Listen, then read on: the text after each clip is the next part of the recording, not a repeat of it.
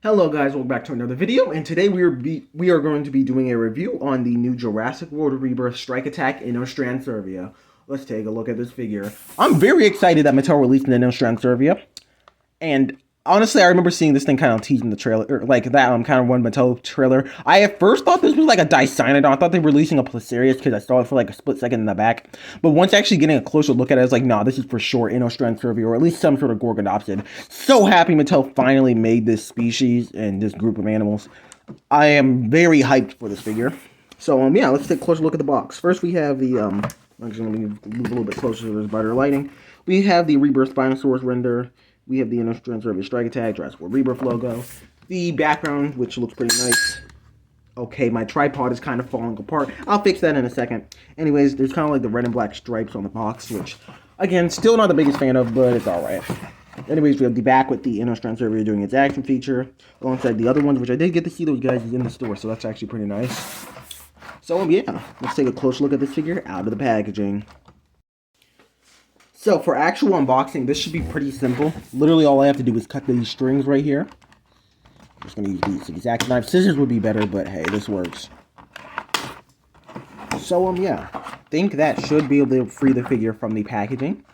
Oh, okay, no, there is one more string around the foot, which if we can just cut that real fast. There we go. We have the Rebirth figure out of its packaging. Just going to throw this aside. Anyways, here is the actual Inostrancevia figure, and it looks absolutely beautiful.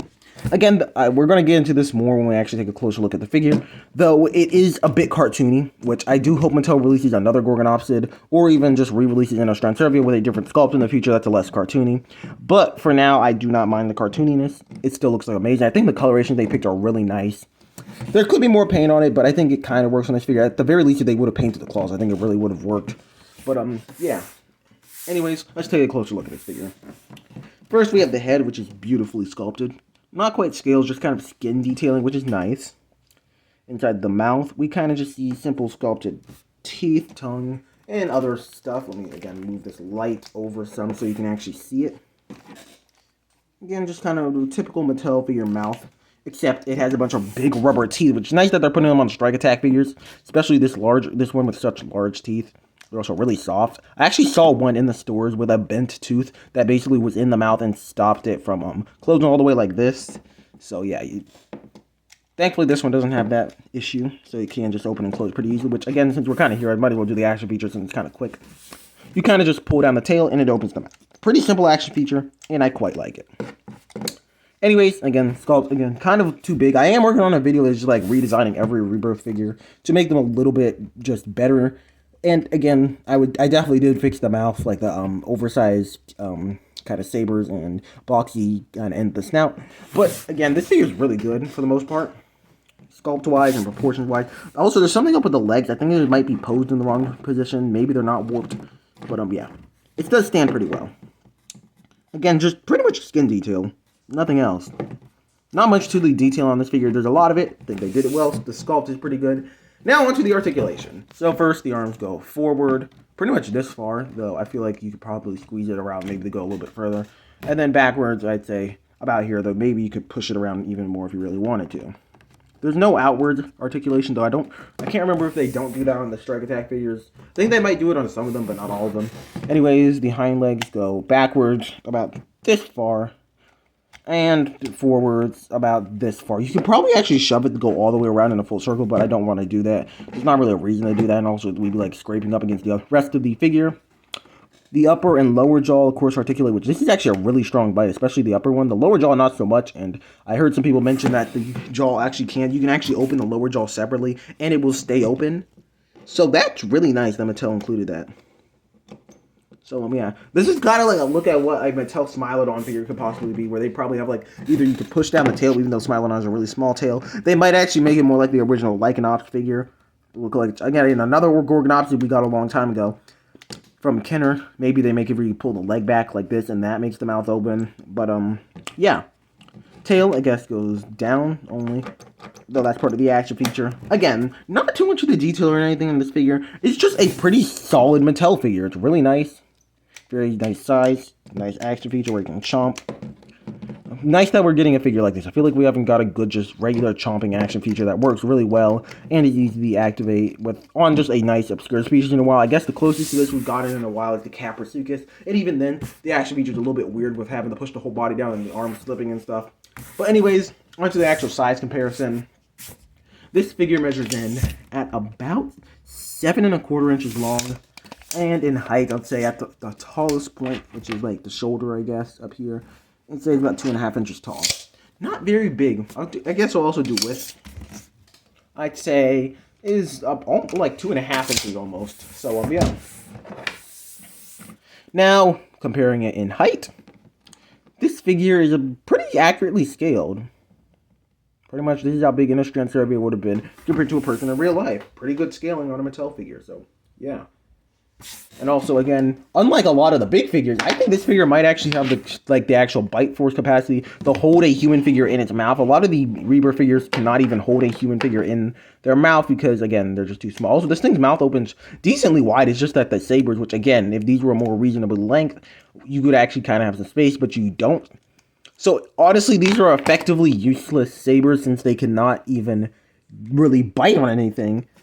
Again, I've considered maybe in the future getting a second one of these figures just to maybe customize to make it a little bit more accurate, like shaving the teeth down, maybe trying to fix some of the other proportions. But yeah, it can actually grab onto a human pretty good. Pretty decently enough, especially like a leg or something. Kind of get these sabers over the leg or something if you can. And you can kind of like shake it around. Honestly, this is just a fun Jurassic World Rebirth figure. Love Mattel finally made the species. Some other comparisons to compare it to. Of course, this is just necessary. The Scutosaurus. If you watched Walking with the Monsters or really any piece of paleo media, including Inostrancevia, which to be honest, pretty much anytime they include a Gorgonopsid and don't specify which one it is, it's almost always Inostrancevia. Because they always want to go with a big Gorgonopsid, and Inostrancevia is the only like really big one. Or at least the biggest one. I know there's other large ones, but this is definitely the biggest one by far. So yeah, here's the next to the Scutosaurus figure, which is just amazing. Honestly, can't wait to have. I already have like I've had a spot saved for this figure specifically on my shelf right next to my Scutosaurus figure, so that's really nice. And you can see the Inostrancevia is actually smaller than it, and you can kind of have it like almost biting onto it like this. I'll have to do some photography of this figure eventually with it hunting Scutosaurus, which would be really nice.